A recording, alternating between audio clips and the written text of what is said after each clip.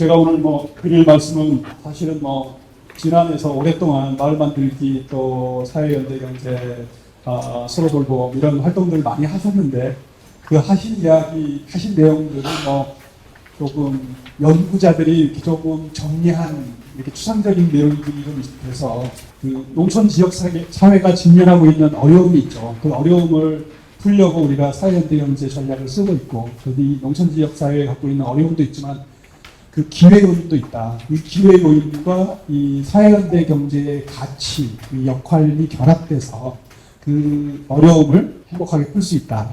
미국도 그렇고 전 세계적으로 도시화가 매우 심하게 돼요. 미국도 보면 미국 한 3억 5천만 명 인구의 3분의 2 이상이 해변가에 살아요. 동부 해안가, 서부 해안가, 남부 해안가, 도시 지역에 살아요. 우리나라도 좀 심한 편이지만 크게 다르지 않다. 근데 유럽은 좀 더 중소도시, 지방도시가 상당히 발달되어 있어서 좀 다르다. 우리가 미국이나 일본하고 닮아가고 있다 생각이 들고요. 그런 면에서 우리나라의 이 수도권 집중, 인구 집중이 매우 심각한데, 이 농어촌 지역에서의 이 고령화의 정도가 좀 심화되고 있다. 이거 우리가 알 수 있습니다. 그러니까 그 정도가 좀 심한 편이다 이렇게 이해돼서 그 이유는 많은 사람들이 다 얘기를 해서 그 임금 노동 형태의 일자리가 도시 지역에 많아서 그런 거죠. 그로 인해서 진행 어려움은 시장 형성이 안 되는 거죠. 그 인구가 과소한 지역이 되다 보니까 기초적인 문화, 생활, 편의시설, 복지시설이 점점 줄어들고 학교도 폐교가 늘어나고, 그래서 이게 악순환 형성이 되는 거예요. 그래서 예를 들어서 광진 같은 경우에는 시장이 넘쳐나요. 시장이 과잉이에요. 익명 거래가, 그러니까 1년 내내 밖에 나가지 않고 요새 온라인으로 그냥 배민을 통해서 음식을 배달하고 다 할 수 있어요. 그러니까 익명 거래죠. 네. 그런데 이 진안을 비롯한 이 농어촌 지역 같은 경우에는 점점 마을의 변변한 식당도 점점 줄어들고, 최근에는 이제 베이커리, 커피숍도 늘어나긴 합니다만은 면 따인 지역은 그렇지 않은 거죠. 그래서 소위 말해서 기본적으로 사람들이 살 수 있는 기초 편의 복지 시설 자체가 매우 부족한데, 이건 우리나라만이 아니라 다른 선진국을 가도 그런 것 같아요. 그래서 그거를 영어로 미싱 서비스, 그러니까 기초 서비스가 점점 이렇게 줄어드는, 그래서 그것을 기업들이 이윤이 적정 이윤이 안 나오니까 들어오지 않는 거예요. 나가는 거예요. 근데 여전히 수요는 부족하지만 필요는 있어요.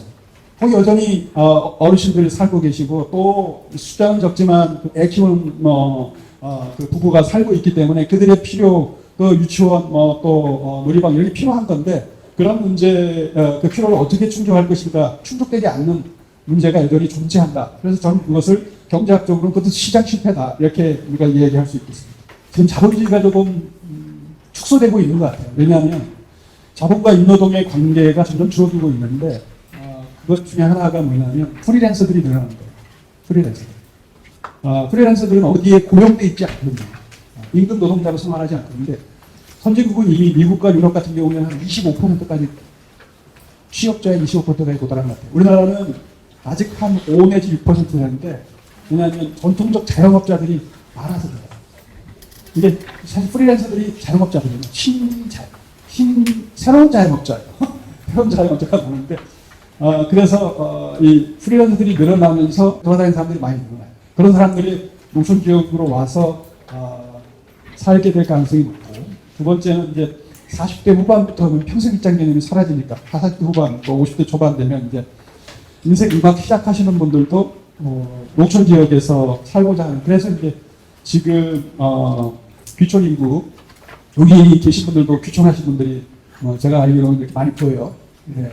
그런 분들이 결국 이 진안 지역을 활성화시키는 새로운 주인공이 지금 되고 있다는 걸 저는 보고 있고, 도시처럼 다른 쳇바퀴 돌듯이 살고 싶지 않고, 일과 나의 그 취미와 이것을 한번 병행하면서 살아보고 싶다고 하는 사람들이 40% 이상이 된다라고 하는 것이 현실이에요. 저도 그러고 싶고, 저도 4년 넘었어요. 대학 늦게 들어가서 대학 생활한 지 4년 남았는데, 지금부터 이제 어디로 갈 것인가 지금 첩첩산중 있죠. 그다음에 종막 강산. 전화 지난해네. 이두 사자 네 글자가 들어오면 제막 그냥 마음이 편안해져요. 저도 이러한 응답자 중에 한 사람이다. 사회연대 경제는 다른 게 아니고 뭐 우리가 기본 도시에서 자본주의 그런 경제하고 좀 다르게 경제활동에 참여하는 사람들이 조금 즐겁고 행복한 그 젊은 사람들 같은 경우에는 요새 젊은 사람들이 직장을 고를 때 제일 중요한 게 자신의 성장이래요. 자신의 성장. 자신이 소중한 사람으로 대접받는 문화. 그리고 자기가 그 직장에서 동료나 상사들하고 관계에 있어서 자기가 배우는 게 많고 여러 가지 뭐 성장을 할 수 있으면 그게 최고의 직장이라는데 사회연대 경제는 사실은 그런 참여자들의 어떤 성장에 역량의 성장에 기여하는 경제라고 우리가 정의할 수 있고 그렇기 때문에 그러려면 결국은 민주적인 의사결정이나 또는 같이 함께 더불어서 일하는 그런 문화를 만들려고 하는 것이고 또 그러한 기업들이 각자 도생이 아니라 서로 협력하고 연대하는 그런 세 가지 그 정체성을 갖고 있는데 취약계층의 포용적인 그런 노동통합형 일자리를 만들어내고 또 여기 서로 돌봄 또는 그 공동체 돌봄을 포함해서 어제 의료사역 총회하셨다고 들었는데 정말 축하드리고 기대가 큽니다. 잘하실 거라고 생각이 들고 높은 수준의 돌봄이 필요하시는 분이라든지 이런 고의료, 고돌봄, 고요양 모든 정부가 두텁게 이렇게 지원해 줄 수 있는 그런 시스템을 갖추되 거동이 약간 불편한 분들의 어떤 조요양이라든지 여러분 서로 상호 돌봄 서로 건강을 챙기는 방향으로 가야 시민사회의 협력을 통해서 해결해야 되는가 이런 생각을 갖고 있어요. 그게 이제 그 방식이 사회연대 경제 방식 아니겠냐 생각이 들어서 그걸 저희가 부르기를 관계적 복지다. 사람 사이의 관계적 복지다. 그래서 그 복지 국가가 서울의 복지 국가가 상당히 많이 실패를 해서 지금 매우 어려운 게 있어요. 그래서 사실은 통합돌봄이라는 게 통합돌봄이라는 하는 용어가 영국에서도 시작을 했는데 그걸 제가 공부를 같이 해보니까 그 영국의 복지국가 모델이 실패해가지고 나타난 거더라고요. 그래서 두 가지 개념이더라고요. 통합돌봄이라는 게 기본적으로 전문가에 의해서 환자를 객체화시키고 완치를 시켰다는 개념이 이제 끝났어요. 끝났어요. 의사, 간호사, 요양보호사, 사회복지사 간의 협력을 해야 돼요. 협력. 그러니까 당연히 간호사, 보건소까지 다 협력하는 거예요. 한마디로 되어 있던 것이 다 협력이 통합했다는 뜻이에요. 첫 번째 통합은 전문가, 서로 다른 영역에 있는 전문가들의 통합이고 두 번째는 전문가와 비전문가라면 시민이에요. 시민. 이 전문가 정부 쪽에 있고 전문가와 그 다음에 이 보통 사람들, 그 보호자 또는 수혜자, 이 시민사회와 정부 간의 협력, 통합.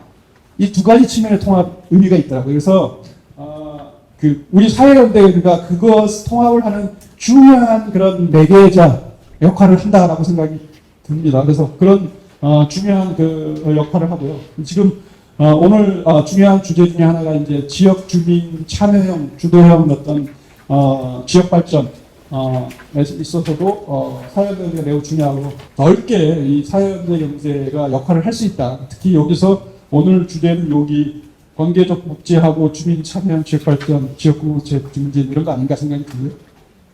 그걸 통해서 우리 사회에 지금 이런 우리가 좋은 신뢰, 사회적 신뢰나 공동체나 뭐 민주주의나 그 지역 균형 발전, 사회연대 경제는 기본적으로 누구의 이윤을 목적으로 하는 게 아니라 자본을 내놓는 사람들이 그 이윤을 목적으로 자본을 내놓는 게 아니고 또 이해관계자들이 우리가 공동 소유하는 방식이고 그다음에 지역 주민의 필요를 증진시키고 지역 공동체 활성화라고 하는 뜻을 갖고 있는 사람들이 모여있기 때문에 대단히 공적인 거예요. 그래서 사회연대 경제 주체들은 행정의 입장에서는 그 대표는 민원인이 절대 아니에요. 민원인이 아니라고요. 매우 중요한데요. 지난 군청, 경북도청, 전북도청의 공무원이 사회연대 경제의 대표 또 협의회 그 회장을 만났을 때 그 사람들이 민원인이 아니라 뭐냐면 파트너예요. 이 지역사회 문제를 함께 해결하는 파트너. 그런데 아직 우리 사회에 그 파트너와 민원인을 구분을 잘 못해요. 공무원도 잘 못하고, 우리 주민 대표분들도 파트너십이 어떻게 역할을 해야 될지 잘 행동을 잘 못하시는데, 저는 이 민원인과 파트너의 차이에 대한 교육을 한번 토론도 한번 해보시고 그러면 참 좋겠다 이런 생각이 듭니다. 공익을 추구하고 있는 것이 공무원이라고만 생각하고 있는 편견계도 시민사회, 지역사회에 자신의 이익만이 아니라 이익이 아니라 우리 지역사회 전체의 공동의 이익을 증진하는 아주 소중한 꿈을 갖고 있는 분들이 만든 조직이 존재한다라고 하는 그런 사고를 가지면 파트너가 가능할 수 있겠다. 민관 파트너십이 사실 그렇게 나왔고 북유럽 같은 경우가 가장 발달되어 있다고 얘기를 하더라고요. 그래서 최근에 이런 그 농촌 지역사회 문제를 커뮤니티 증진형 협동조합이 별도로 만들어진 것 같아요. 보시면 주로 이제 다중이해관계자 조합원 구조이고 또 다양한 민간 파트너십을 통해서 문제를 해결하는데 이 서로 돌봄이라든지 그다음에 공유형 주거, 이게 노인 주거 또는 청년주택 이런 것들을 만들어내는 거죠. 그다음에 우리도 지금 하고 있는 로컬푸드 협동조합이나 에너지 자립마을 협동조합이나 마을 교육, 마을 레스토랑 그다음에 사회적 관광 이런 영역에서 커뮤니티 협동조합들이 많이 늘어나고 있는 것 같아요. 우리나라도 지금 제가 아는 범위 내에만 쓴 거예요. 여기 진안을 포함해가지고 아산 송악동네 사람들 가보니까 참 잘하고 있는 것 같고 홍성 오래전부터 잘하고 있고 오늘 청양 좋은 사례 제가 듣겠고요. 춘천, 영월, 태백, 통영, 안동 제가 가보니까 많이 잘하고 있더라고요. 이런 내용들이 여기 이렇게 나와 있더라고요. 저 태백에 가면 마을 호텔도 만들고 있더라고요. 이렇게 다양하게 그것은 뭐냐면 전통적인 농협이나 신협이나 소비자활동자하고는 다른 그런 어떤 마을 주민들의 다양한 이해관계자들이 함께 가치를 추구하는 그런 방식이더라고요. 홍성의 장봉 마을에 가면 젊은 협업농장이 있더라고요.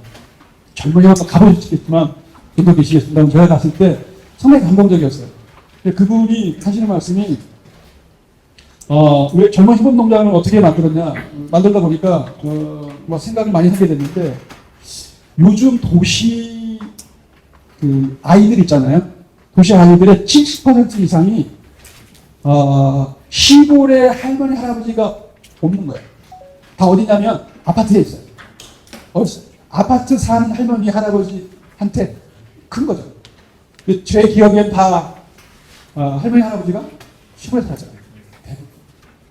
그러니까 방학 때 시골 가서 그 할머니 댁에 가가지고 그 포근했던 추억이 없어요. 이거 아주 중요한 얘기예요. 그래서 근데 요즘 우리나라에 연간 23,000명이 자살하잖아요. 네. 노인 자살과 청소년 자살이 많아요. 전 세계 1위예요. 자살 비율. 인구 10만 명당 자살 비율. 인구 비율. 극단적인 선택을 하기 전에 자기 중고등학교 때 젊은 협업농장에서의 그 소중한 그때 그 추억이 마지막 떠올리게 할 수 있는 그럼 성공한 거야. 이 젊은 협업농장의 프로그램을 성공한 거야. 그거더라고요. 그거 보고 제가 이거 훌륭한 멋진 정말 그래서 이 젊은 협업농장의 이 협업농장의 목적은 농장의 목적은 우리가 농수산식품부는 뭐예요? 생산성이잖아요. 노력, 생산성, 매출 소득 그게 아니고 같은 친구와 땀을 흘리면서 협력해서 땀 흘려서 일했을 때 그거 일을 끝마치고 완성했을 때의 그 기쁨 협동의 성과를 느끼는 기쁨이죠. 그걸 경험을 아이들이 하게 되면 그 오래 기억이 나요. 그렇게 그 디자인을 해요. 농장 일을 그렇게 교육, 협력적 협업, 소통 이 관계에서 디자인을 해요. 농장이 교육장이에요.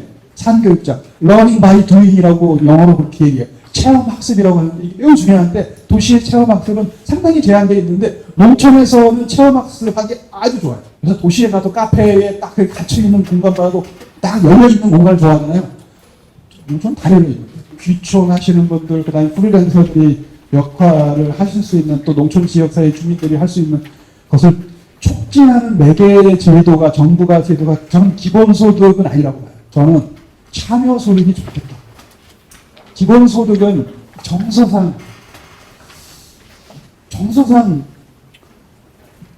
요트 타고 놀고 있는 사람까지 우리가 기본소득 줘야 되냐 라고 하는 그런 반발심이 있어가지고 적용하기가 쉽지가 않은 것.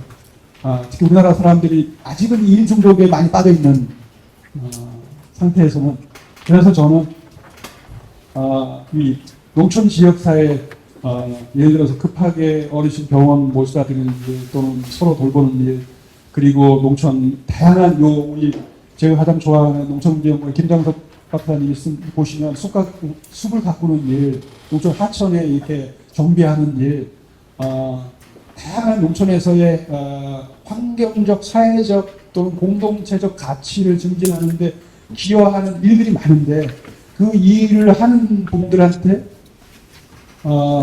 일정 정도 소득을 지급하는 거죠, 정부가. 이게 옛날에는 우리가 노무현 대통령 때는 그것을 우리가 뭐라고 했냐면 사회적 일자리라고 했어요. 사회적 일자리. 그것을 좀 보편화시켜서 농촌 참여소득제가 도입되면 어떨까? 그렇게 되면 그것을 매칭시키는 거예요. 일감을 찾아내고 그 일을 하려고 하시는 분들, 또 이제 의료사역 하시면 의료사역에 뭐가 필요하면 건강 지킴이 활동이 필요하잖아요.